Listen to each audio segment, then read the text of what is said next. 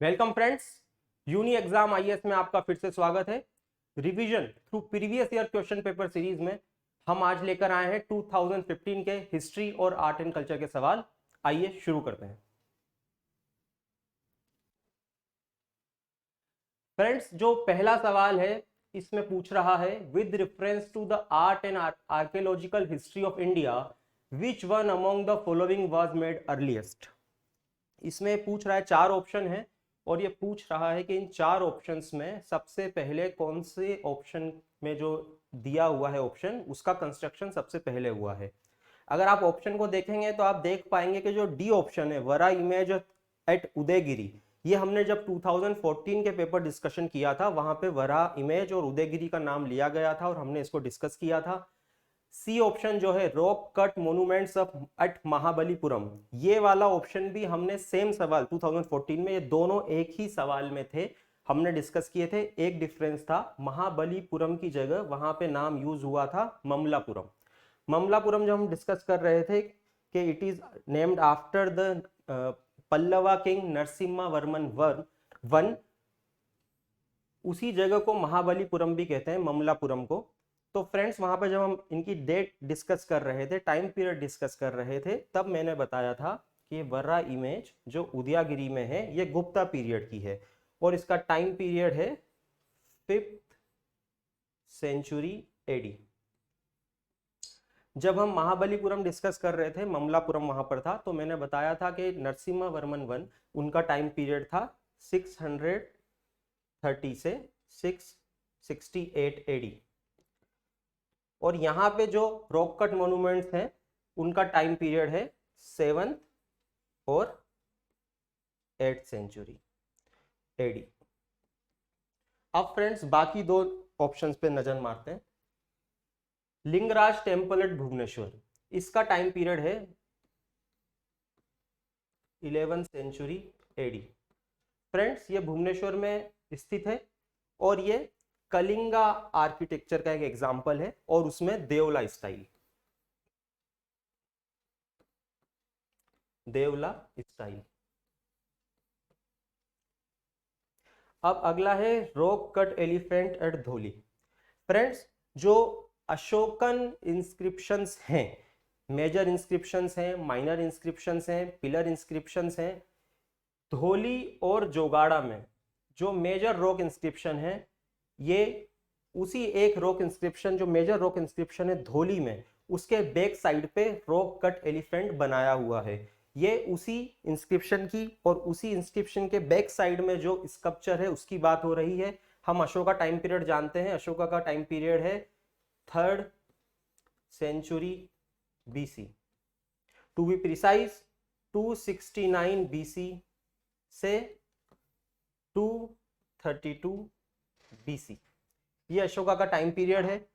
जो major rock inscription हैं अशोका के, इसमें हम अगर वैल्यू एडिशन करना चाहें इस सवाल से, हम ये देखना चाहें कि यहाँ पे हम क्या क्या रिवाइज कर सकते हैं जिससे हम आगे आने वाले सवालों, अगर और ईयर जो आगे फ्यूचर में पूछे जा सकते हैं उसको हम कवर करें, तो हम देखेंगे कि ये जो रॉक इंस्क्रिप्शन है, मेजर रॉक इंस्क्रिप्शन है, कितने हैं। हम जानते हैं कि टोटल 14 मेजर रॉक इंस्क्रिप्शन हैं अशोका के।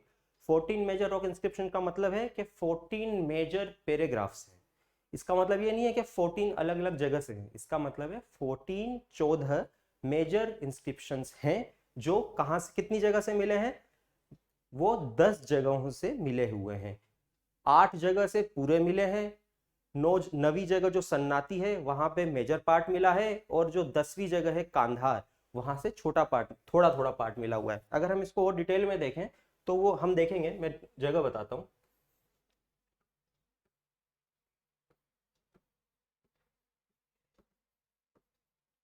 शहबाजगरी,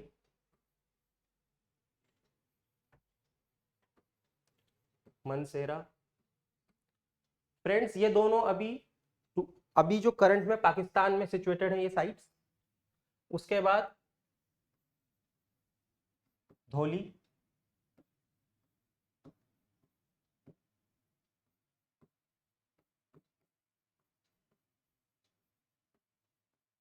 जोगाड़ा। धौली और जोगाड़ा करंटली उड़ीसा में सिचुएटेड है।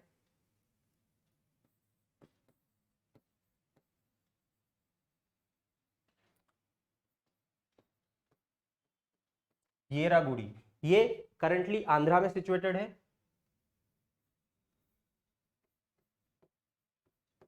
कलसी उत्तराखंड। गिरनार सोपारा, गिरनार गुजरात में है, सोपारा महाराष्ट्र में मुंबई के पास है। ये जो 8 जगह हैं, ये जो 8 प्लेसेस हैं, यहाँ से अशोका के जो मेजर रॉक एडिक्ट हैं जिनका नंबर 14 है, वो पूरे के पूरे यहाँ पर मिले हैं। हालांकि हम कह सकते हैं जो धौली और जोगाड़ा में है उसमें 13 major rock edict 13 major rock edict missing है, जिसमें कलिंगा वॉर का जिक्र है। पर मोटा मोटा ये मेजर रॉक एडिक्ट यहाँ 8 जगह पे है। 9वीं और 10वीं जगह जो मैंने आपको बताई, सन्नाती जो कर्नाटक में है, और 10वीं जो कांधार में है। फ्रेंड्स, इसमें जो इंडिया करंटली जो इंडिया में सिचुएटेड है उसमें ब्राह्मी स्क्रिप्ट और प्राकृत लैंग्वेज यूज की गई है। जो ये पाकिस्तान में 2 है, शहबाजगढ़ी मनसेरा, इसमें लैंग्वेज तो प्राकृत है पर स्क्रिप्ट है वो खरोष्टी है। और जो कांधार है, कांधार वाले में ये ग्रीक लैंग्वेज में है कांधार वाला। और कांधार वाला जो इंस्क्रिप्शन मेजर रॉक इंस्क्रिप्शन है ये पार्शली मिला है, पूरा नहीं मिला। पर इसकी खास बात यह है कि बाकी के सारे तो ये बोल्डर्स हैं, बड़े बड़े पत्थरों पर उकरा गया है। सन्नाती वाला एक स्लेब पर है और कांधार वाला एक इमारत का, एक बिल्डिंग का पार्ट है। एक लाइम स्टोन मिला है जो एक बिल्डिंग का, ओरिजिनली एक बिल्डिंग का पार्ट है। मान लीजिए अगर ये एक पूरी वॉल पे करा गया था तो सिर्फ हमें एक उसका छोटा सा पार्ट मिला है। ये स्टेटस है। तो इसका आंसर है friends B, rock cut elephant at Dhauli, ये सबसे पहले बना है। आगे बढ़ते हैं। Who of the following founded a new city on the south bank of a tributary to river Krishna and undertook to rule his new kingdom as the agent of a deity to whom all the land south of the river Krishna was supposed to belong? Who founded a new city south bank of tributary to river Krishna and ruled as the agent of a deity? Friends, कुछ आपको याद आ रहा है? ये बात हो रही है हम्पी। हम्पी जो कि विजयनगर एम्पायर की कैपिटल थी, ये हम्पी की बात हो रही है। हम जानते हैं हम्पी जो कि सिचुएटेड है तुंगभद्रा रिवर पे।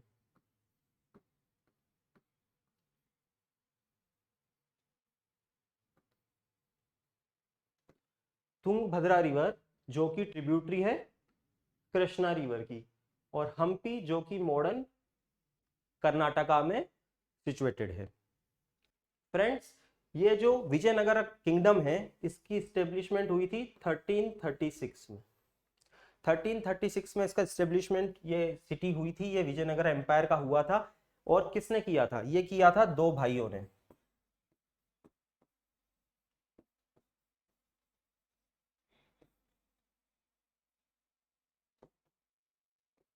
हरिहरा वन और बुका। इसमें हरिहरा बड़े भाई थे, बुका छोटे भाई थे। इसकी भी एक बड़ी इंटरेस्टिंग स्टोरी है। 1336 में who was the Tughlaq king? Muhammad bin Tughlaq.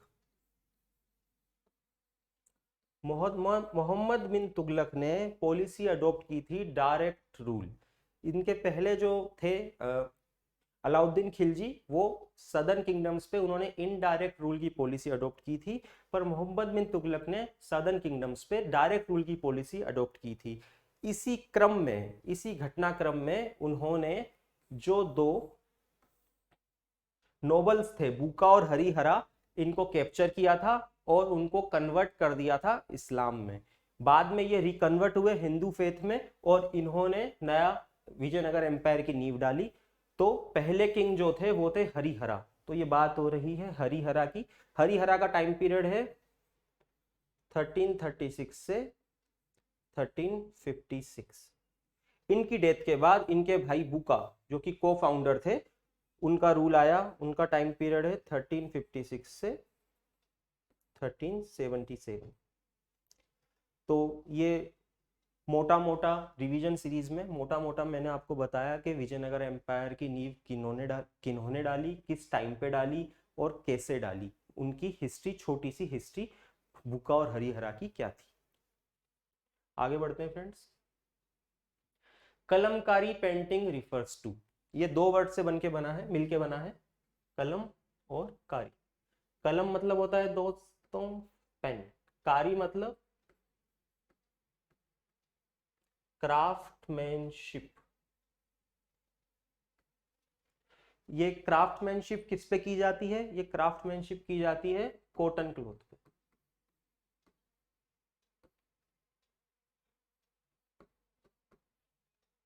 Cotton cloth पे इसमें नेचुरल कलर्स यूज होते हैं, नेचुरल डाइस यूज होती हैं, जो कलर होता है नेचुरल डाइस से प्रिपेयर किया जाता है। और इसमें जो क्राफ्टमैन है वो अपने हाथों का यूज करके क्लॉथ के ऊपर पेंटिंग्स ड्रॉ करता है, कलम है और उस पर कलमकारी करता है, मतलब उस पर अपनी क्राफ्टमैनशिप दिखाता है कॉटन क्लॉथ पे पेन के थ्रू। और ये कहाँ पे होती है ट्रेडिशनली? आंध्र प्रदेश में। तो दोस्तों इस नॉलेज से हम अगर ऑप्शन देखें तो हम पाएंगे कि पहला option, a hand painted cotton textile in south India is the right option. और ऑप्शन अगर हम देखें, a handmade drawing on bamboo handicrafts in north east India, block painted woollen cloth in the western Himalaya region, fourth a hand painted decorative silk cloth in north western India. हमने देख लिया होता कहाँ है, आंध्रा में कॉटन क्लॉथ पे होता है, और इसमें नेचुरल डाई यूज होती है, और जो कि क्राफ्टमैन है वो अपने हाथों का यूज करके एक पेन के थ्रू लिखता है, जो कि नाम भी इंडिकेट कर रहा है कलम कारी। कलम इज पेन, कारी इज क्राफ्टमैनशिप। सो दोस्तों आगे बढ़ते हैं। Which one of the following was given classical language status recently? यहाँ रिसेंटली इसलिए है क्योंकि सवाल आया था 2015 में। दोस्तों अगर आपको याद हो तो जब हम 2014 की previous year question paper series discuss कर रहे थे तो वहां पे मैंने डिटेल्ड में बताया था कि कितनी टोटल क्लासिकल लैंग्वेजेस हैं, उनको मिनिस्ट्री ऑफ कल्चर रिकॉग्नाइज करती है, किस क्राइटेरिया पे रिकॉग्नाइज करती है, और जो 6 लैंग्वेजेस हैं उनका टाइम पीरियड क्या है, मींस कब किस किस को ये दर्जा मिला। 2004 में हमने देखा था सबसे पहले तमिल लैंग्वेज को मिला, उसके बाद 2005 में संस्कृत लैंग्वेज को मिला, 2008 में तेलुगु और कन्नड़ को मिला, उसके बाद 2013 में मलयालम को मिला, और 2014 में उड़िया लैंग्वेज को ये क्लासिकल लैंग्वेज का स्टेटस मिला। 2015 का सवाल है, रिसेंटली पूछ रहा है, तो आंसर है उड़िया। तो दोस्तों आप देख रहे हैं कि प्रीवियस ईयर क्वेश्चन से कितनी मदद मिलती है, हम इसमें देख चुके हैं। अभी तक हम सिर्फ चौथे सवाल पर हैं, fourth question, we are only at the fourth question, but 2 questions can be solved by the previous year questions of 2014, this one directly, and the first question which we discussed, out of the 4 options, 2 options were directly from the last year questions. Option in there, Varaha sculpture of Atudagiri and the Mahabalipuram rock cut sculptures. चलो 5th सवाल पे बढ़ते हैं आगे। Which of the following kingdoms were associated with the life of Buddha? यह कुछ इस साल का पेपर अगर आप देख रहे हो, ये सवाल 2014 में डायरेक्टली पूछा था, और यूपीएससी ने 2015 में भी सेम सवाल पूछा बिना किसी चेंज के। ये सवाल हम वहां डिस्कस कर चुके हैं। हमने देखा था कि अवंती और गंधारा में बुद्धा कभी नहीं गए, बुद्धा हमेशा गंगेटिक प्लेन में रहे। हमने इसको डिस्कस भी किया था कि कोसला की जो कैपिटल थी श्रावस्ती, वहां उन्होंने सबसे ज्यादा टाइम बिताया था निर्वाण प्राप्त करने के बाद, ज्ञान प्राप्त करने के बाद। अराउंड 25 ईयर्स वो कौशल श्रावस्ती में रहे थे, और मगधा जो कि राजगीर वहां की कैपिटल थी, वहां पे बिंबिसार से मिलने कई बार गए थे, और अजातशत्रु से भी मिले थे। तो हमने देखा था इसका आंसर था 3 और 4। सेम सवाल, 5 में से 3 सवाल 2014 से related. Question number 6, consider the following pairs, medieval Indian state and present reason. ये थोड़ा टफ क्वेश्चन था उस ईयर, क्योंकि कई बार मिडाइवल स्टेट्स के जो नाम हैं और उनके जो प्रेजेंट नेम हैं वो अलग अलग होते हैं, लोगों को याद भी नहीं होते हैं। और ये वैसे भी काफ़ी टफ क्वेश्चन था, क्योंकि ये जो स्टेट्स थे इनका हिस्टोरिकल सिग्निफिकेंस इस मामले में, क्योंकि बहुत ही छोटी स्टेट्स थी, हिमालयन स्टेट्स थी, हिमालय की जो हिमालय की जो वैली है या हिमालय रीजन है वहाँ की ये स्टेट्स हैं, तो जनरली इनकी हिस्टोरिकल सिग्निफिकेंस इस सेंस में कि ये इतनी बड़ी स्टेट्स नहीं है, कम थी, तो और नाम भी करंट नामों से मिलते जुलते नहीं है, तो ये सवाल टफ था। आइए देखते हैं, फिक्चुअल सवाल है। चंपका आज के चंबा को कह रहे हैं, ये पुराना नाम है। कुलूटा आज का कुल्लू रीजन। दुर्गुरा आज का जम्मू रीजन। दोस्तों आपने देखा अभी सवाल आपको इजी लगने लग गया होगा। कुल्लू हमें पता है हिमाचल में है, चंबा हमें पता है हिमाचल में है, तो ये दोनों ऑप्शन गलत हो गए। जम्मू और जम्मू, तो ऑप्शन ओनली 2। इस तरह के सवाल को देख के डरना नहीं है दोस्तों कि हम जितने भी मिडाइवल स्टेट्स हैं, एंशियंट स्टेट्स हैं, उनका नाम याद करने लग गए। आप जो मेजर मेजर चीजें हैं उनको याद करिए। इस तरह के सवालों को छोड़ा भी जा सकता है। जरूरी ये है कि जो सवाल सब कर रहे हैं, जो कि इंपॉर्टेंट टॉपिक से सवाल हैं, वो हमारे गलत ना हो। इस तरह के सवाल तो सिर्फ एक बोनस है। अगर आपने लकीली पढ़ा हो तो हो जाएगा, पर इस तरह के सवालों के पीछे भागने के लिए अपनी जो तैयारी है उसको इतना डाइवर्ट मत करिए कि मेन टॉपिक आपसे छूट जाए। चलिए दोस्तों आगे बढ़ते हैं। 7th question, consider the following the arrival of Babar into India led to the. इसमें 3 ऑप्शन दे रखे हैं। हम तीनों ऑप्शन देखेंगे और साथ में ये भी देखेंगे कि उनसे हम क्या क्या और नॉलेज निकाल सकते हैं। फर्स्ट ऑप्शन है introduction of gun powder in the subcontinent. दोस्तों ये सवाल इसलिए जरूरी है क्योंकि ये जो पहला ऑप्शन है ना, इसको लेके बहुत सारे मिसकंसेप्शन हैं। Many people believe that Babur was the first one who introduced gunpowder in the subcontinent during the battle of Panipat, first battle of Panipat. मुझे याद आ रहा है कि ये सवाल भी 13 या 14 सीरीज, आई थिंक 2013 में जब हम डिस्कस कर रहे थे कि लोधी डायनेस्टी और बाबर का जब लड़ाई हुई उस टाइम पीरियड में 3 ऑप्शन दे रखे थे। इन तीनों में से कौन कौन से भक्ति सेंट एक्टिव थे, याद आया आपको दोस्तों? तो ये उसी तो 1526 में पानीपत की फर्स्ट बैटल जो हुई थी, ये मिसकंसेप्शन है कि Babur was the first one who used the gunpowder in India and it was never used before. पर दोस्तों इसका ये गलत बात है। गन पाउडर इंडिया में नोन था। आपको मैं एग्जांपल देके बताता हूं। When Firoz Shah Tughlaq was a king, Firoz Shah Tughlaq, time period दोस्तों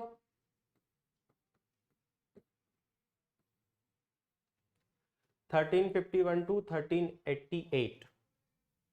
तो इनके दरबार में, इनके कोर्ट में एक ऑथर थे जिनका नाम था जिया उद्दीन बर्नी। कुछ याद आ रहा है दोस्तों? इन्होंने 2 फेमस बुक लिखी थी एडिशनल नॉलेज। एक तो तारीख फिरोज शाही,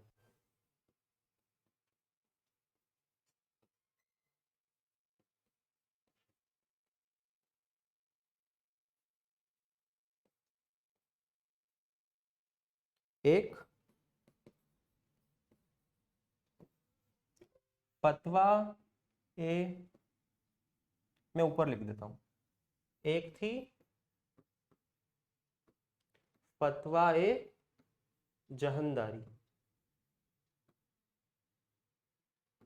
तो जियाउद्दीन वर्नी ने 2 बुक लिखी है दोस्तों। तारीख फिरोज शाही जो कि बायोग्राफी है किंग फिरोज शाह तुगलक की, और दूसरी है फतवाए जहांदारी। फतवाए जहांदारी एक लो बुक कह सकते हैं उस टाइम पीरियड की, और तारीख फिरोज शाही बायोग्राफी है। इस बुक में लिखा गया है Firoz Shah Tughlaq is very fond of pyrotechnic. Pyrotechnic क्या है दोस्तों? यानी आतिशबाजी, बारूद के मदद से जो आतिशबाजी होती है पायरोटेक्निक, उसका Firoz Shah Tughlaq is very fond, ऐसा उन्होंने लिखा है, वेरी फॉन्ड ऑफ पायरोटेक्निक। इसका मतलब बारूद अवेलेबल था, मतलब गन पाउडर सब कॉन्टिनेंट में नोन था। गन पाउडर का ओरिजिन कहां से माना जाता है दोस्तों? गन पाउडर का ओरिजिन माना जाता है चाइना से। रिकॉर्डेड हिस्ट्री में, रिकॉर्डेड टेक्स्ट में वर्ल्ड के China was the first country, China is the first country जहां पे रिकॉर्ड्स में, टेक्स्ट में आपको एविडेंस मिलते हैं कि gunpowder was known in China before any other part of the world. तो गन पाउडर का ओरिजिन चाइना से है 1526 में। तो हमने देखा कि Firoz Shah Tughlaq was very fond of pyrotechnic, तो ये पहला option introduction gunpowder in subcontinent with arrival of Babur गलत हो गया। इसके लिए मैं आपको एक और एग्जांपल देता हूँ। हमने देखा था विजयनगर एम्पायर एस्टेब्लिश हुआ था 1336 में। उसी टाइम पे दोस्तों उससे पास में 1347 में एक और इम्पोर्टेंट इवेंट हुआ था। क्या इम्पोर्टेंट इवेंट हुआ था? एक डक्कनी मुस्लिम सल्तनत came into existence, later it came into prominence, came into existence in 1347। उसका नाम था बहमनी सल्तनत। बहमनी सल्तनत का फाउंडर कौन था दोस्तों? Alauddin Bahmani. Alauddin Bahmani was the founder of Bahmani सल्तनत। तो आप देखिए दक्कन में आई बहमनी सल्तनत और उसके 11 ईयर पहले 1336 में हम्पी में विजयनगर किंगडम एस्टेब्लिश हुआ। तो ये दोनों बहुत ही क्लोज प्रोक्सिमिटी में थे इस कारण, और दोनों का टाइम पीरियड एक है इस कारण, और दोनों इंपीरियलिस्टिक आउटलुक वाली सल्तनत स्टेट्स थी। तो इनका आपस में लड़ाई होती रही जब तक कि दोनों एग्जिस्टेंस में रही। बहमनी सल्तनत का एग्जिस्टेंस का पीरियड है दोस्तों 1347 से 1527 तक, ये इसका टाइम पीरियड है दोस्तों।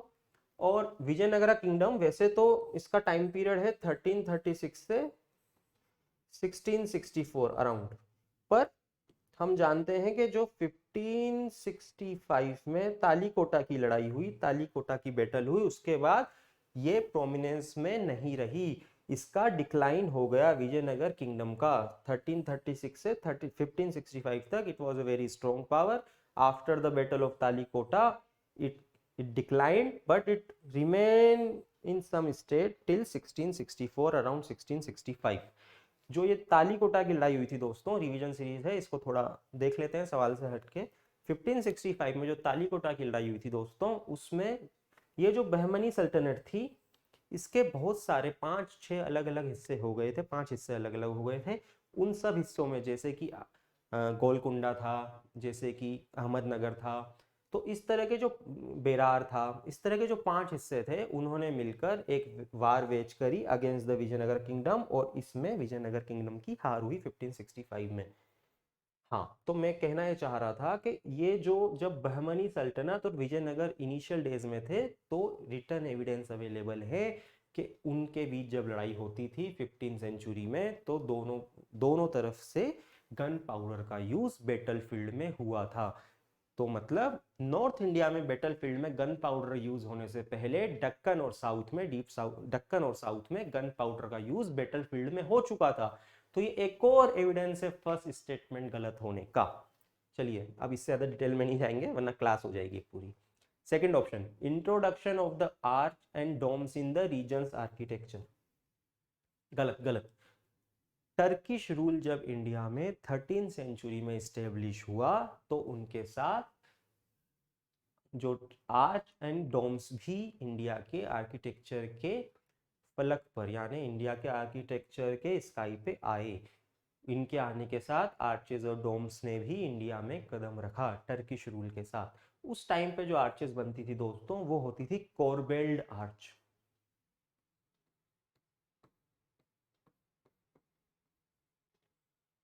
इसको अनसाइंटिफिक आर्च भी कहा जाता था, अनसाइंटिफिक आर्च भी कहा जाता था। उसके बाद तुर्किश रूल के स्टेब्लिश होने के 80 ईयर्स तक, 8 डिकेड तक यही तरह की आर्चेस चलती रहीं। उसके बाद आई true arches, scientific arches into existence. The first monument having the true arches in Indian subcontinent in India is tomb of Balban. Balban जो कि टर्किश रूलर थे, जिनकी डेथ हुई थी 1288 में। इनका जो टॉम्ब है, जो कि अभी मेहरौली विलेज दिल्ली में, जहाँ कुतुब मीनार कॉम्प्लेक्स है उसके पास ही है, वहां पे अगर आप जाके देखेंगे तो this monument is the first monument having the true arches. तो गलत हो गया सेकंड ऑप्शन। थर्ड पे देखते हैं, establishment of Timurid dynasty in the region. ये ठीक है, arrival of Babar into India led to the establishment of Timurid dynasty in the region. Timurid dynasty, ये हम इनको आज मुगल्स के नाम से जानते हैं दोस्तों, जो बाबर और इसकी फैमिली है, इनको हम मुगल्स के नाम से जानते हैं। पर अगर आप रॉयल कोर्ट के, जो इनके टाइम पे कोर्ट था, उनके आप अगर बुक्स देखें, उनके आप रिटर्न एविडेंस देखें, उस समय की आप पेंटिंग्स देखें, तो व्हाट दे कॉल्ड देमसेल्फ, क्या उन्होंने कभी खुद को मुगल कहा? उन रिकॉर्ड्स में उन्होंने अपने आप को तिमुरुद्स कहा। We are from the lineage of Timur, Timur Lang. क्यों? क्योंकि जो बाबर था दोस्तों, बाबर अपनी फादर की साइड से Timur Lane was a very famous king of central Asia. और इंडिया में कब आया था तैमूर दोस्तों? सब मिलता जुलता है। ये देखिए, ये टाइम पीरियड चल रहा है, तुगलक डायनेस्टी चल रही है। इसी डायनेस्टी में 1397-98 में जब इस डायनेस्टी के एक वीक रूलर दिल्ली पे थे, उसी टाइम तैमूर लेन, बाबर के एंसेस्टर तैमूर लेन इंडिया आए थे और उन्होंने यहाँ पे काफ़ी ज़्यादा लूट मार करी थी और वापस सेंट्रल एशिया चले गए थे। जब अपने साथ गए वो, तो बहुत सारे इंडिया से वो क्राफ्ट्समैन भी ले गए थे, बहुत सारे यहाँ से स्कॉलर भी अपने साथ ले गए थे। तो उन्हीं, देखिए कब आए थे? 1397 में। और उसके लगभग 125 साल बाद, अराउंड 130 ईयर बाद, 125-130 ईयर बाद 1526 में उन्हीं के लाइनेज का एक व्यक्ति तिमुरुद डायनेस्टी की यहाँ पे इस्टेब्लिशमेंट किया। तो बाबर फादर की साइड से तैमूर लेन की फैमिली से था और मदर की साइड से था वो चंगेज खां की फैमिली से। Genghis Khan was also a very famous ruler of 13th century.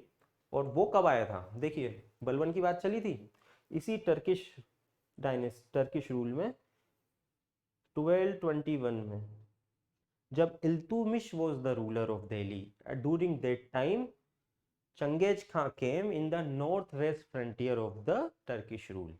हालांकि इंडस जो रिवर थी वो बाउंड्री बनाती थी, नॉर्थ वेस्ट फ्रंटियर की बाउंड्री बनाती थी। यहाँ पे था इंडिया यानी कि टर्किश रूल, और इस साइड वहाँ पे बहुत सारे सेंट्रल एशियन किंगडम थे जिनको हराते हुए चंगेज खां इसके कोस्ट तक आ गया था, इंडस रिवर के कोस्ट तक, पर उसने इंडस क्रॉस नहीं करी थी। तो दोस्तों, इसमें तो बहुत ज़्यादा हमने डिस्कशन भी कर लिया, रिवीजन भी कर लिया, बहुत सारी इंफॉर्मेशन भी देख ली। तो 7th का आंसर है सी। आगे बढ़ते हैं। With reference to Indian history, which of the following are the essential elements of the feudal system?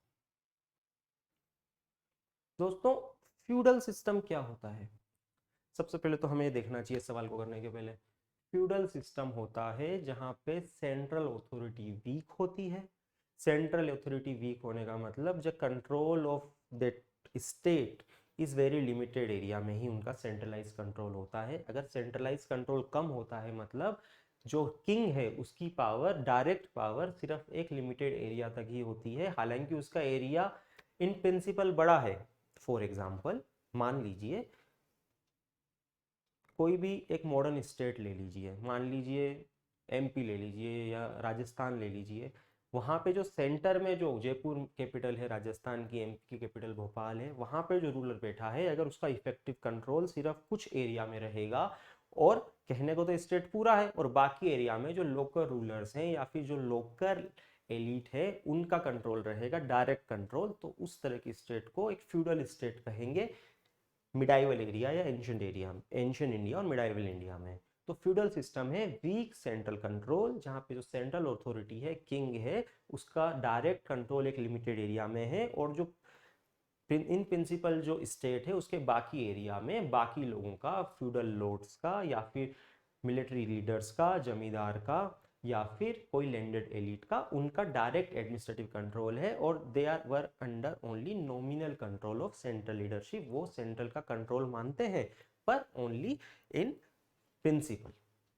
ये फ्यूडल सिस्टम है। फ्यूडल सिस्टम की इंडिया में शुरुआत कैसे हुई, इसके अलग अलग थ्योरीज हैं। हम जानते हैं कि the first empire of India यानी कि the Mauryan empire, it was a centralised system. Centralise system, केंद्रीय शक्ति थी, केंद्रीय ताकत थी। कैसे? इसका मतलब जो डायरेक्ट पूरा एरिया था मौर्यन एम्पायर का, most of the area is direct under the control of emperor. इसका मतलब फार फ्लंग एरिया में भी अपॉइंटमेंट, टर्मिनेशन ऑफ सर्विसेज, सब जितने भी ऑफिसर्स थे, जितने भी गवर्नर थे, जितने भी बड़े इंपॉर्टेंट पोस्ट थे, उन सब का डायरेक्टली रिक्रूट किया जाता था सेंट्रल लीडरशिप, सेंट्रल पावर यानी कि एम्परर के द्वारा। हमको ये पता है, अगर हमने हिस्ट्री ढंग से पढ़ी है तो हमें पता है कि जब अशोका वाज ए गवर्नर, और किंग कौन थे उस टाइम पे? अशोका के फादर बिंदुसार। बिंदुसार जब किंग थे तो उन्होंने अशोका को एक बार गवर्नर बनाकर भेजा था उज्जैन का, और फिर एक बार जब तक्षशिला में रिवोल्ट हुआ था तो तक्षशिला भेजा था, मतलब उनके पास ट्रांसफरिंग पावर थी। फ्यूडल सिस्टम का ओरिजिन, फ्यूडल सिस्टम का ओरिजिन दोस्तों जब मॉडर्न टाइम पे सेंट्रलाइज सिस्टम था तो बाद में फ्यूडल सिस्टम कैसे आया, तो इसका ओरिजिन के लिए लोगों ने अलग अलग रीजन दिए हैं। अलग अलग रीजन में पहला रीजन ये है कि जब कॉमर्स धीरे धीरे कम हुआ, मनी का फ्लो इकोनॉमी में कम हुआ, तो एम्परर ने या किंग ने जो सैलरी थी वो मनी में, कैश में देने की बजाय काइंड में देना चालू करा। उन्होंने लैंड ग्रांट देना चालू करा in lieu of the service rendered to the king, और धीरे धीरे जो लैंडेड एलाइट आए ये हेरिडिटरी कंट्रोल करने लगे उस लैंड पे, और धीरे धीरे हेरिडिटरी कंट्रोल होने से किंग का कंट्रोल कम हो गया। कॉमर्स पहले से ही कम था, धीरे धीरे एग्रीकल्चर इकोनॉमी स्ट्रांग होती गई, तो जिसके पास लैंड का कंट्रोल था वो व्यक्ति भी स्ट्रांग होता गया। एक रीजन ये है। दूसरा रीजन ये है कि हम जानते हैं गुप्ता टाइम में समुद्रगुप्त ने बहुत बड़ा कैंपेन किया था, उसमें उन्होंने अलग अलग जगहों को जीता था, पर the area under the direct control was very limited, और एक जिस एरिया को जीता वहां के राजा को ही रहने दिया गया अगर उसने एक काइंड में और कैश में गिफ्ट्स दी और नॉमिनल कंट्रोल समुद्रगुप्त का मान लिया, और प्रॉमिस किया कि in event of war he will supply a fix number of troops और एक certain number of troops to the king, and हर ईयर या फिर एक रेगुलर पीरियड पे गिफ्ट्स भेजे जाते रहेंगे किंग को। एक और क्या रीजन है फ्यूडल सिस्टम आने का, ये भी माना गया कि जो दान दिया जाता था, चैरिटी में लैंड दे दिया जाता था, ब्राह्मण्स को दे दिया या किसी रिलीजियस सेक्ट को दे दिया, वो आपस में over a period of time accumulate करते गए वेल्थ और लैंड को, और एक स्ट्रॉन्ग पावर सेंटर बन के उभरे रूरल एरियाज में। ये भी एक रीजन है फ्यूडल सिस्टम का, जिससे कि सेंट्रल की पावर कम होती रही। अब देखते हैं with reference to Indian history which of the following is are essential elements. पहला option, a very strong centralised political authority and a very weak strong centre weak province. उल्टा, वीक सेंटर स्ट्रॉन्ग प्रोविंस, गलत। Second, emergence of administrative structure based on control and possession of land. मैंने बताया commerce कम हो गया तो agriculture economy की value बढ़ गई। इसमें जिसके पास कंट्रोल ऑफ लैंड था वो ही इकोनॉमिक प्रोस्पेरिटी रख सकता था। जिसके पास इकोनॉमिक प्रोस्पेरिटी है वो बड़ी एक फोर्स रख सकता था, लोगों पे कंट्रोल कर सकता था, मिलिट्री पावर रख सकता था। ऐसे मिलिट्री पावर का एक ऐसे किंग कंट्रोल नहीं कर सकते थे जिनके पास वीक मिलिट्री हो। वीक मिलिट्री क्यों? क्योंकि उनके पास डायरेक्ट लैंड पे कंट्रोल कम है। तो भाई ये तो सही है। Third option, creation of Lord vessel relationship.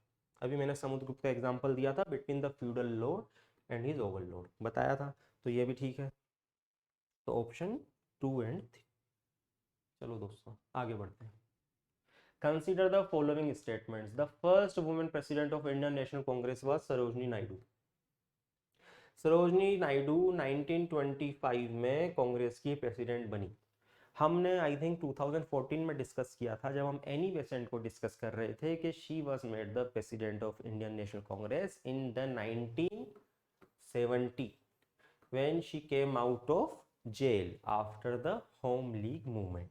तो दोस्तों ये ऑप्शन गलत हो गया था। First women president of the Indian National Congress was Annie Besant.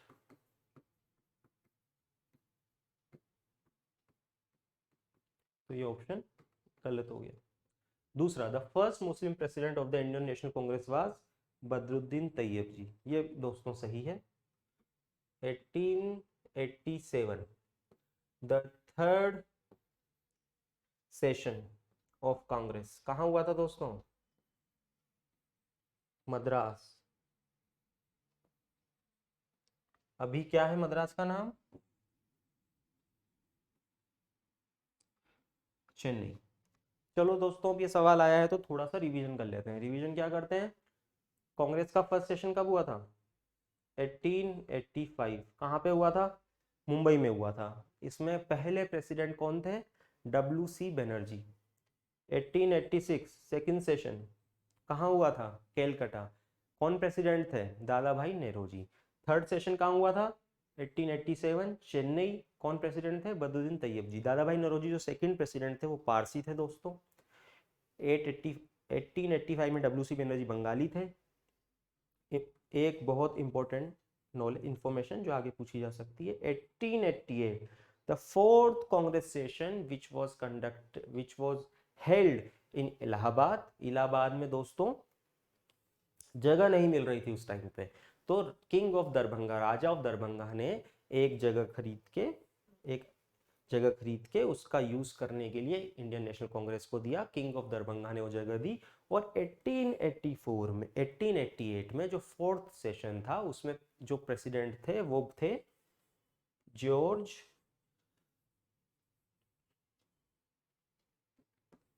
ह्यूल। ये एक यूरोपियन थे दोस्तों। तो अगर ये सवाल कभी आए कि first European president of Indian National Congress, it was George Yule in 1888 in the fourth session which was held at Allahabad. कहां पर, किसकी हेल्प से हुआ था? राजा ऑफ दरभंगा की हेल्प से हुआ था। उन्होंने एक घर खरीद के दिया था, जगह नहीं मिल रही थी इसलिए। तो दोस्तों first Muslim national president of the Indian National Congress was Badruddin Tyabji. ये सही है, पहला गलत है। और ये कुछ एक्स्ट्रा इन्फॉर्मेशन हमने देखी। हाँ दोस्तों, एक और इन्फॉर्मेशन, ए.ओ. ह्यूम जिनको क्रेडिट दिया जाता है कि उन्होंने बहुत बड़ी भूमिका निभाई इंडियन नेशनल कांग्रेस के एस्टेब्लिशमेंट में, वो कभी भी इसके प्रेसिडेंट नहीं बने। तो इस बात को ध्यान रखने की बात है, फ्यूचर में कभी क्वेश्चन आए कि ए.ओ. ह्यूम कभी भी इंडियन नेशनल कांग्रेस के प्रेसिडेंट नहीं बने। तो सेकंड सही है, जॉर्ज ह्यूल याद रखिएगा। 10वां 10th question, who of the following organised a march on the Tanjore coast to break the salt law in April 1930? I think 14 में था ये सवाल, 13 में नहीं था, आई थिंक 14 में था। मैं थोड़ा मैं भूल रहा हूँ। जहाँ पे हमने पूर्ण स्वराज से रिलेटेड एक क्वेश्चन किया था लाहौर सेशन में, लाहौर सेक्शन का सवाल था, उसमें पूर्ण स्वराज उसका आंसर था। जहाँ पे मैंने बताया था नेहरू रिपोर्ट के बारे में, साइमन कमीशन के आने के बाद जो बनी थी, और पूर्ण स्वराज के बाद सोल्ट सत्याग्रह हुआ था, जिसके बाद की civil disobedience movement Gandhi ji ने लॉन्च किया था। मैंने ये आपको इन्फॉर्मेशन दी थी, ये उसी का एक पार्ट है, उसी की बात हो रही है। तंजौर कोस्ट पे किसने ऑर्गेनाइज किया था सोल्ट सत्याग्रह? तो दोस्तों तंजौर कोस्ट कहाँ पर है? तंजौर, मान लो आपको कुछ नहीं आता तो के इनमें ऑप्शन आपको समझ नहीं आ रहे, तंजौर कहाँ पर है? तंजौर है तमिलनाडु में। ये सोल्ट सत्याग्रह हुआ था दोस्तों तिरुचिरापल्ली से वेदारण्यम। डिस्टेंस कितनी है दोस्तों? 150 किलोमीटर। तिरुचिरापल्ली कोस्ट पे नहीं है, वेदारण्यम कोस्ट पर है। तिरुचिरापल्ली से चले, यहाँ पर आए, 150-150 किलोमीटर की 150 किलोमीटर की डिस्टेंस तय करी और इसको लीड किया था, ऑर्गेनाइज किया था। Who was the very big leader during this time in Madras state, Madras province नाम था उस टाइम पे? सी राजगोपालाचारी। सी राजगोपालाचारी जब कांग्रेस की मिनिस्ट्रीज बनी थी इन 1937, तब वहाँ के सीएम पोस्ट जो होती है, प्रीमियर थे, वो यही थे, सी राजगोपालाचारी। जहाँ तक मुझे याद आ रहा है, सी राजगोपालाचारी ने मिड डे मील स्कीम उस टाइम पे चालू करी थी, जिसको बाद में कामराज जब सीएम बने थे तो उनके टाइम में भी कामराज जब सीएम बने थे तब उस टाइम भी इन्होंने इसको, आई थिंक जहाँ तक मुझे याद है, इसको चालू किया था। पर इस सवाल के बारे में जहाँ तक इन्फॉर्मेशन है ये बिल्कुल ठीक है, और सी राजगोपालाचारी ने भी 1937 में कांग्रेस मिनिस्ट्री के टाइम पे ये चीफ मिनिस्टर की पोस्ट पे थे, ये बात भी ठीक है। तो ये इसमें सी राजगोपालाचारी है, तिरुचिरापल्ली है, वेदारण्यम, तिरुचिरापल्ली से Vedaranyam. The government of India act of 1919 clearly defined. दोस्तों याद हो तो हमने यही मिलता जुलता 1919 का जो एक्ट था मोंटागू चेम्सफोर्ड, इसके बारे में भी बात की थी प्रीवियस ईयर क्वेश्चंस में।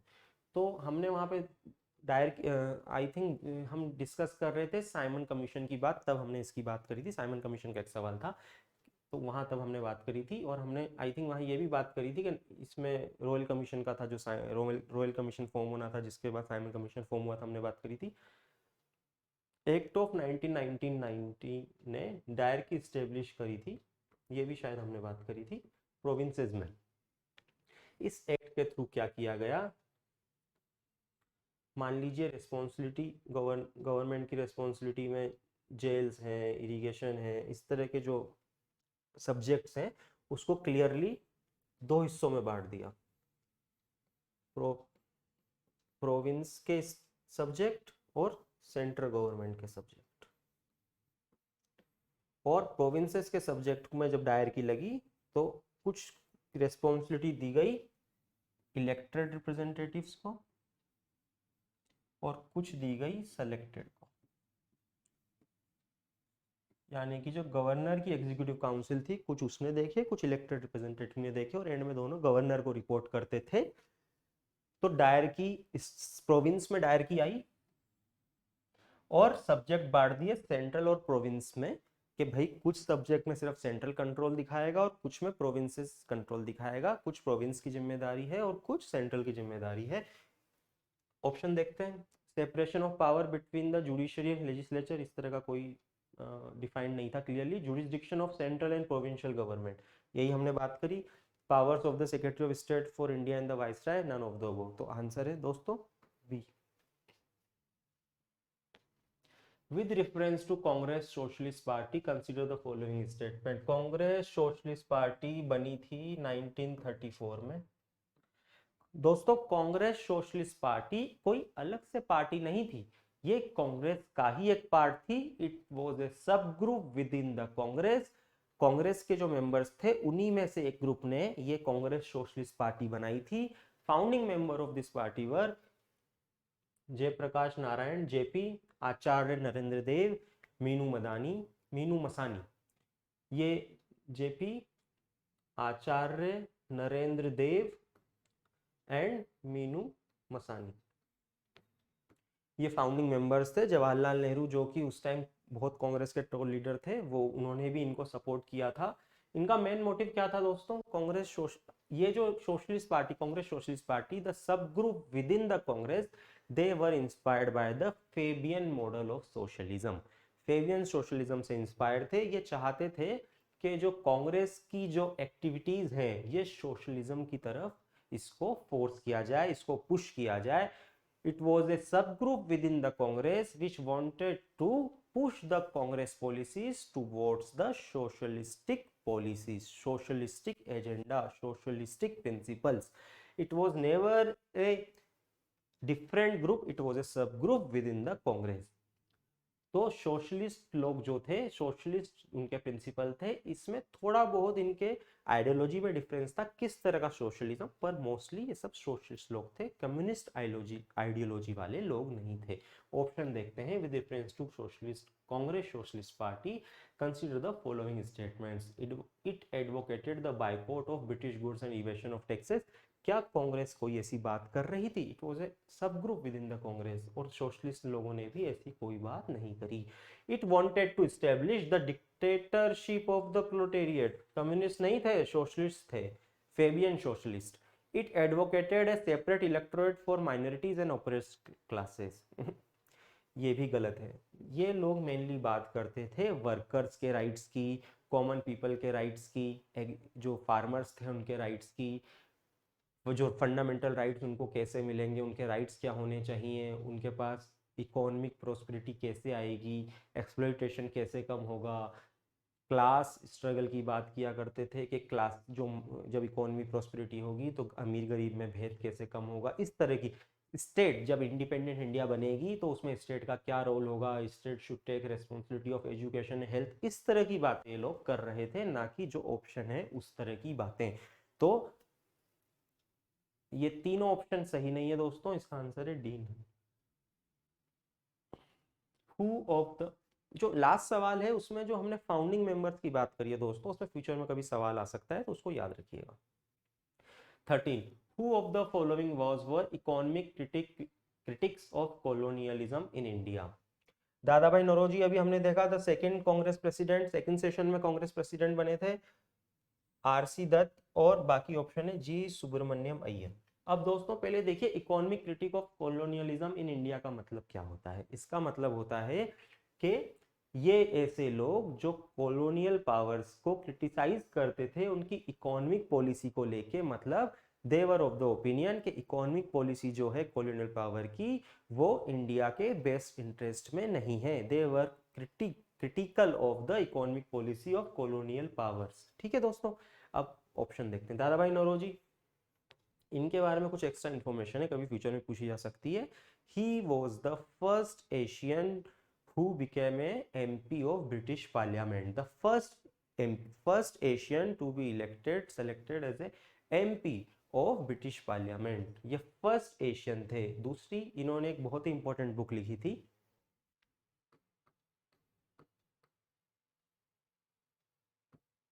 Poverty and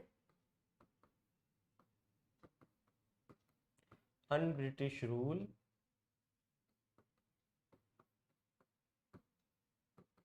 in India. दोस्तों नाम देखो, poverty and un British rule in India. he was very critical of economic policy of colonial power in India। he he was never opposed to the British rule of India, but किसके against थे? अन British rule.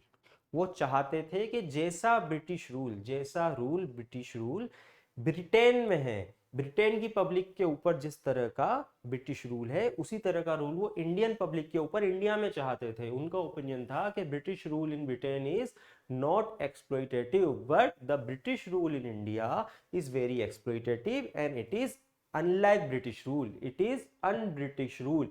He wanted the same British rule which was implemented in Britain over the British population। वही तरह का rule चाहते थे। वो चाहते थे कि ब्रिटिश रूल इंडिया में भी वैसा ही हो, और उनका कहना था कि इस अन ब्रिटिश रूल जो इंडिया में है उसकी वजह से पुअर्टी इंडिया में बढ़ रही है। So criticism of economic policy of colonial power. RC Dutt, दोस्तों आरसी दत्त एक इंडियन सिविल सर्वेंट थे। ये इकोनॉमिक हिस्टोरियन भी थे इन्होंने, और बहुत सारी बुक्स भी लिखी हैं। इनकी जो इकोनॉमी में बड़ी फेमस बुक है वो है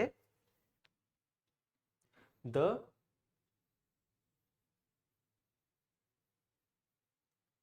economic history of India during early British rule. The economic history of India during early British rule. जब जो अर्ली ब्रिटिश रूल है उसमें इकोनॉमिक हिस्ट्री ऑफ इंडिया की, इकोनॉमिक हिस्ट्री इंडिया की क्या है, ये बुक इन्होंने लिखी। ये भी, इस बुक में भी इन्होंने कॉलोनियल पावर की जो पॉलिसीज हैं, जो इकोनॉमिक पॉलिसीज हैं, उनको क्रिटिसाइज किया और उनको इंडिया में पुअर्टी, अनएम्प्लॉयमेंट और फेमिन के लिए जिम्मेदार बताया। अब आगे देखते हैं जी सुब्रमण्यम अय्यर। ये कौन है दोस्तों? हिंदू पढ़ते हो सुबह सुबह? G Subramania Iyer is the founder of the Hindu newspaper. जो हिंदू न्यूज़पेपर छप रहा है, आप पढ़ रहे हैं, उसके फाउंडर को जानिए, वो हैं G Subramania Iyer. He was a nationalist to the core. The Hindu newspaper के फाउंडर हैं आप। अब देखिए कल हिंदू न्यूज़पेपर आएगा ना, उसमें देखिएगा एस्टेब्लिशमेंट कब हुआ था उसका। ठीक है, the Subramaniam Iyer the Hindu newspaper के फाउंडर हैं। हिंट देता हूँ, the last quarter of 19th century, उसमें देखिएगा ईयर देखिएगा, द हिंदू। इसके अलावा इन्होंने एक तमिल लैंग्वेज का भी एक पेपर चालू किया था, स्वदेश मित्रम। स्वदेश मित्रम, ये तमिल लैंग्वेज में था दोस्तों, और हिंदू आप जानते ही हैं इंग्लिश लैंग्वेज में। तो दोस्तों ये नेशनलिस्ट थे, इन्होंने भी, ये भी इकोनॉमिक क्रिटिक थे ब्रिटिश कॉलोनियल रूल के। तो तीनों ऑप्शन सही हैं। हमने इनकी बुक्स भी देख ली, कभी फ्यूचर में पूछा जाए, हमने थोड़ी और इन्फॉर्मेशन भी देख ली। तो 1 2 3। With reference to Rowlatt Satyagraha, which of the following statements are correct? Rowlatt Satyagraha, दोस्तों जब फर्स्ट वर्ल्ड वॉर 1918 में खत्म हुआ तो सिडनी रोलेट की चेयरमैनशिप में एक सेडिशन, इसमें वर्ड होगा यहाँ पे भी है, सेडिशन कमेटी बनी जिसके चेयरमैन थे Sidney Rowlatt. Chairman committee, sedition committee के चेयरमैन थे सिडनी रोलेट। सिडनी रोलेट ने एक एक्ट का प्रपोजल दिया, उस एक्ट को पास किया इंपीरियल लेजिस्लेटिव काउंसिल। क्यों दोस्तों? उस टाइम इंपीरियल लेजिस्लेटिव काउंसिल थी।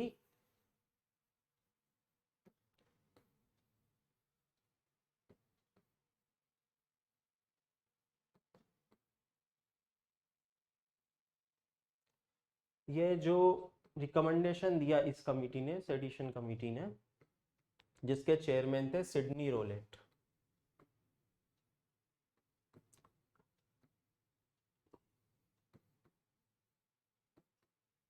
रिकमेंडेशन दी, उस एक्ट को पास किया इंपीरियल लेजिस्लेटिव काउंसिल में। Every single member of legislative council जो उस टाइम एवरी सिंगल मेंबर जो था उसने इसका विरोध किया, पर इंपीरियल लेजिस्लेटिव काउंसिल ने इसको पास कर दिया। इंडियंस ने भी इसका बहुत अपोजिशन किया, हर लेवल पर किया। नेशनलिस्ट ने बहुत अपोजिशन किया। क्यों अपोजिशन किया? Provision were very draconian. क्या प्रोविजन थे? प्रोविजन ये थे कि अगर किसी पे टेररिज्म का सस्पिशन होगा, any person under the suspicion of terrorism can be arrested detained for 2 years। आपको 2 year तक डिटेन किया जा सकता है ऑन द सिंपल प्रिजम्पशन कि आप टेररिस्ट एक्टिविटीज में इन्वॉल्व हैं। A person can be detained for 2 years without trial.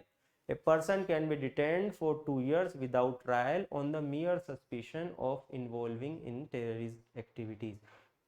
तो मतलब गवर्नमेंट को लगा आप टेररिस्ट एक्टिविटीज में इन्वॉल्व है, कोई कोर्ट नहीं, कुछ नहीं, आपको डिटेन कर लेंगे 2 साल के लिए। Draconian laws. इसलिए इसका विरोध हुआ। जब इसका विरोध हुआ दोस्तों, तो मार्च 1919 में जब ये पास हुआ, मार्च 1919 में जब ये पास हुआ, तो रोलेट सत्याग्रह का गांधी जी ने कहा कि रोलेट सत्याग्रह किया जाएगा। जब रोलेट सत्याग्रह आपको अगर याद होगा, तो जब हम गदर पार्टी पे एक सवाल था 2014 में डिस्कस कर रहे थे, तो मैंने कहा था जब फर्स्ट वर्ल्ड वॉर चालू हुई तो गदर पार्टी के कुछ लोग नॉर्थ अमेरिका से पंजाब में आए और उन्होंने आर्म रिवेलियन की कोशिश करी, इंसाइट किया सेना के लोगों को, आर्मी को इंसाइट किया कि वो रिवोल्ट करें अगेंस्ट द ब्रिटिश रूल। इस वजह से 1915 में एक लाहौर कॉन्स्पिरेसी केस भी हुआ जिसकी हमने बात करी थी। तो दोस्तों जो टाइम पीरियड था, उस टाइम पीरियड में जब फर्स्ट वर्ल्ड वॉर खत्म हुई तो गवर्नमेंट को डर हुआ कि एक और कोई अगेंस्ट द गवर्नमेंट कुछ रिवॉल्यूशन या रिवोल्ट ना हो। सप्रेसिव मेजर्स लिए गए, से रोलेट एक्ट पास हुआ, जिसके अगेंस्ट 1919 मार्च में गांधी जी ने कहा कि हम एक रोलेट सत्याग्रह करेंगे। सैफुद्दीन किचलू और सत्यपाल करके दो बहुत फेमस लीडर थे पंजाब में, उनको अरेस्ट किया गया। उनको अरेस्ट करने के बाद आपको पता होगा 13 अप्रैल 1919 को जलियांवाला बाग का इंसिडेंट हुआ, एक एक्सीडेंट हुआ, जलियांवाला बाग का मैसेकर हुआ, जिसको अलग इस तीनों नाम से लोग जानते हैं। उसमें बहुत निर्दोष लोगों की जान गई। सबका जेनेसिस है रोलेट सत्याग्रह, जो रोलेट सत्याग्रह सॉरी रोलेट रोलेट एक्ट, जिसकी स्टोरी ये थी। ज़्यादा डिटेल में नहीं जाएंगे, स्टोरी और भी आगे बढ़ती है, पर हम रोलेट सत्याग्रह पर रहते हैं। तो Rowlatt act was based on the recommendation of the sedition committee. बिल्कुल सही बात है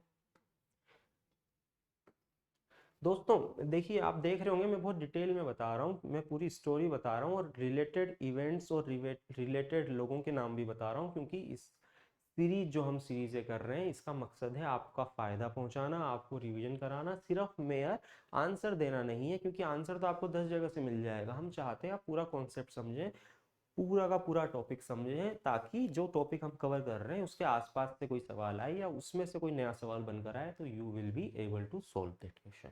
second option, in Rowlatt satyagraha Gandhi ji tried to utilise the home rule league. ये बिल्कुल सही बात है। होम रूल लीग हमने डिस्कस किया था 1916 में थी, 17 में उसके बाद एनी बेसेंट को प्रेसिडेंट भी बनाया गया था। हमने बताया होम रूल लीग के 2 लीडर थे, एनी बेसेंट और बाल गंगाधर तिलक। गांधी जी ने कोशिश करी कि मैं होम रूल लीग को यूटिलाइज करूं, बिल्कुल सही है। Third option, demonstrations against the arrival of Simon commission coincided with Rowlatt satyagraha. Simon commission का सवाल कब किया था? 2014 के सवाल जब डिस्कस कर रहे थे तब किया था। टाइम पीरियड क्या बताया था? इंडिया में कब आया था साइमन कमीशन? 1928 में। क्यों आया था? इसके पिछले सवाल में भी हमने डिस्कस किया था, 1919 के एक्ट के प्रोविजन को एग्जामिन करने। गलत हो गया, टाइम पीरियड ही अलग है। 9 साल आगे निकल गए, गलत हो गया। तीसरा गलत है, 1 और 2 सही है। आगे बढ़ते हैं। Which one of the following movements has contributed to a split in the Indian National Congress, resulting in the emergence of moderates and extremists? Previous year question हमने डिस्कस किया था, एक सवाल आई थिंक 14 में था कि जो पार्टीशन ऑफ बंगाल है वो एनुअल उसको कब उस एक्ट को खत्म किया गया, जिसका आंसर हमने देखा था कि 1911 में जब जॉर्ज फिफ्थ दिल्ली दरबार में आए तो उन्होंने उसको खत्म किया। आई थिंक वहां पे जब हम डिस्कस कर रहे थे तो हमने ये भी कहा था कि स्वदेशी मूवमेंट उसके बाद चालू हुआ 1905 के बंगाल पार्टीशन के बाद। तो दोस्तों जब बंगाल पार्टीशन के बाद स्वदेशी मूवमेंट हुआ 1905 में, तो एक्सट्रीमिस्ट लीडर जो थे उन्होंने एक बहुत ही इंपॉर्टेंट रोल निभाया और extremists they came into the forefront of the nationalist movement। लोगों में उनका बेस बढ़ा। इस बात को लेकर 1906 में जब कांग्रेस का सेशन हुआ तो एक्सट्रीमिस्ट ने कहा कि जो हमारे एजेंडा हैं स्वदेशी बॉयकॉट, इनको प्रोमिनेंट जगह दी जाए। साथ में उन्होंने कहा कि उनके लीडर्स को प्रेसिडेंटशिप की चेयर मिले। बाद में 1906 में दादा भाई नौरोजी को दोबारा इंडियन नेशनल कांग्रेस का प्रेसिडेंट बनाया गया। It was A compromise between the both the parties, extremists and moderates, क्योंकि दादा भाई नौरोजी को दोनों लोग बराबर इज्जत करते थे। एक्सट्रीमिस्ट चाहते थे उनका लीडर हो, मॉडरेट चाहता था उनका लीडर हो। तो एज ए कंसेंसस कैंडिडेट दादा भाई नौरोजी वहां पे प्रेसिडेंट बन के उभरे और उनको प्रेसिडेंट बनाया गया। अगर आप कभी टाइम मिले तो 1906 के जो कांग्रेस सेशन था उसमें उन्होंने क्या क्या रेजोल्यूशन पास करे उसको देखेंगे तो आपको पता लगेगा extremist were very popular. Boycott, स्वदेशी, इस तरह के वहां पे जो रेजोल्यूशन थे वो पास हुए। The same thing came into being in 1907। वहां पर भी कोशिश की गई एक्सट्रीमिस्ट और मॉडरेट्स के द्वारा कि उनके respective candidates should came into the power, should become the president of Indian National Congress. Moderates चाहते थे एक्सट्रीमिस्ट फोर फ्रंट पे ना आए, एक्सट्रीमिस्ट चाहते थे moderates should now leave the way for the extremist. Extremist को लगता था मॉडरेट्स नेशनलिस्ट मूवमेंट को पीछे धकेल रहे हैं, मॉडरेट्स को लगता था एक्सट्रीमिस्ट बहुत ज्यादा एक्सट्रीम लेवल पे जा रहे हैं, ले जा रहे हैं और they have to face the breath of the British government. British government INC को सक्सेसफुल नहीं होने देगी। मॉडरेट्स को लगता था अगर एक्सट्रीमिस्ट उसको कैप्चर कर लेंगे। इस वजह से बहुत ही ज्यादा प्रॉब्लम हुई। सूरत को 1907 में सूरत में कांग्रेस का सेशन हुआ और इसमें फेमस सूरत स्प्लिट हो गई। माने एक्सट्रीमिस्ट को मॉडरेट्स का जो कैंडिडेट था वो प्रेसिडेंट बनने में सफल रहा और एक्सट्रीमिस्ट को कांग्रेस से निकाल दिया गया, एक्सपल्शन हो गया एक्सट्रीमिस्ट का और split in the national Congress. और फॉलोइंग मूवमेंट का और कंट्रीब्यूशन किसका था? स्वदेशी मूवमेंट का। दोस्तों अगर आपको मान लीजिए इतना सब नहीं पता पर ये पता है कि इनका टाइम पीरियड देखते हैं। क्विट इंडिया मूवमेंट का टाइम पीरियड हमने प्रीवियस क्वेश्चन में देखा था, नॉन कोऑपरेशन मूवमेंट का भी हमने देखा था। चोरी चोरा कांड के बाद 22 फरवरी में वापस लिया गया। सितंबर 1920 में चालू हुआ। सिविल डिसोबीडियंस मूवमेंट साल सत्याग्रह के बाद हमने बात करी थी अभी। और स्वदेशी मूवमेंट 1905। अगर आपको ये भी पता हो कि स्प्लिट हुआ था 1907 में तो भी आप देख सकते हैं 1907 को से पहले क्या है 1905, बाकी सब तो बहुत बाद में, तो भी आप कर सकते हैं इतनी कहानी ना पता हो तो भी। ज़्यादा डिटेल में नहीं जाते हैं, पूरी स्टोरी नहीं देखते हैं कि क्या हुआ था 1905 में सूरत में। ये मोटा मोटा इंपॉर्टेंट है, जरूरी है। कभी डिटेल में अगर लेना पड़ा तो हम पूरा इस टाइम पीरियड को लेंगे। आगे बढ़ते हैं। With reference to the cabinet mission which of the following statements is are correct? Cabinet mission कब आया था? डिस्कस किया था। जहां तक याद है एक क्वेश्चन था उसमें मैंने टाइम पीरियड बताया था सबका। शिमला कॉन्फ्रेंस हुई थी वो मैंने बताया था, वेबल प्लान में कैबिनेट मिशन बताया था, क्रिप्स मिशन बताया था और एक ऑप्शन और था चौथा, क्विट इंडिया मूवमेंट से रिलेटेड क्वेश्चन था। तो 1946 में कैबिनेट मिशन इंडिया आया, 3 मेंबर थे, सर स्टेफोर्ड क्रिप्स, एवी अलेक्जेंडर और तीसरे सेक्रेटरी ऑफ स्टेट जो उस टाइम थे वो थे, मुझे अभी नाम याद नहीं आ रहा, 3 मेंबर थे।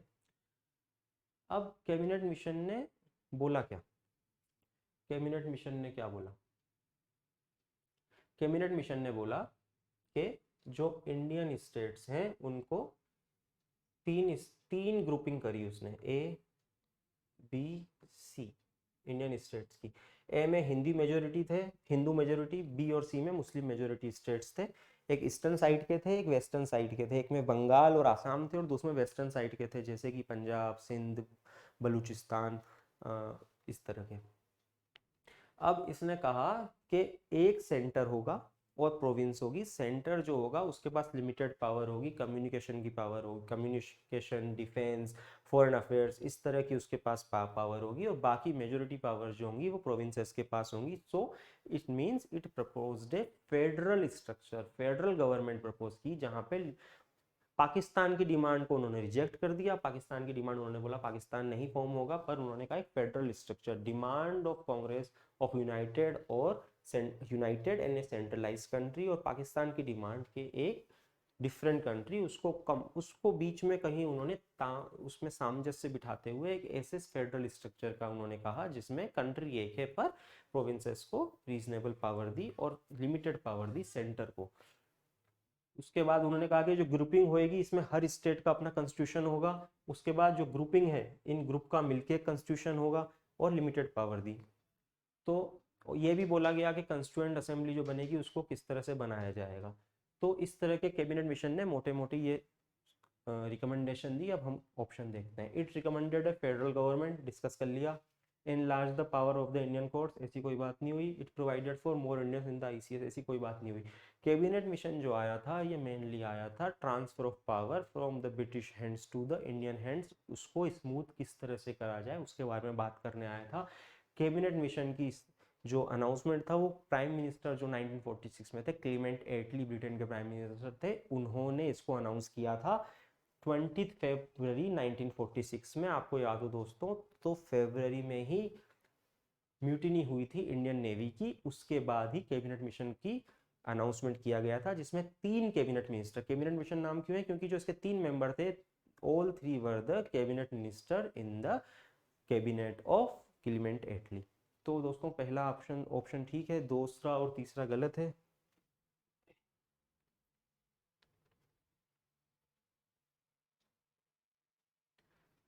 तो दोस्तों ये 16 क्वेश्चन हमने करे ईयर 2015 के। इसमें हमने कोशिश करी कि जिस क्वेश्चन जिस टॉपिक से है उससे रिलेटेड जितनी इन्फॉर्मेशन आपको कम शब्दों में कम समय में दी जा सके वो हम दें, ताकि मिलते जुलते क्वेश्चन भी अगर आए तो आप उसको फ्यूचर में कर सकें। अगर आपको किसी भी टॉपिक को लेके कोई एक्सप्लेनेशन में आपको कमी लगी, आपको और नॉलेज चाहिए, तो आप उसके लिए कमेंट करिए, हम उसके बारे में अलग से वीडियो बनाने की कोशिश करेंगे या उसके लिए आपको मटेरियल प्रोवाइड करने की कोशिश करेंगे। इसके साथ ही अगर आपको लगता है कि जो पेपर आ रहा है उसको लेके किसी पर्टिकुलर टॉपिक को लेके आपको डाउट है तो वो भी आप कमेंट सेक्शन में लिखें। अगर ज़्यादा लोगों को हमको लगेगा कि उसके लिए अलग से वीडियो बनाने की ज़रूरत है कम शब्दों में जल्दी से, ताकि आपको फ्री में आपके फ़ायदा हो सके, तो हम वो भी करेंगे। तो दोस्तों आज के लिए इतना ही। अगर आपको वीडियो पसंद आया तो please like and share with your friends, and channel को सब्सक्राइब करना ना भूलें, बेल आइकन को दबाना ना भूलें। Thank you.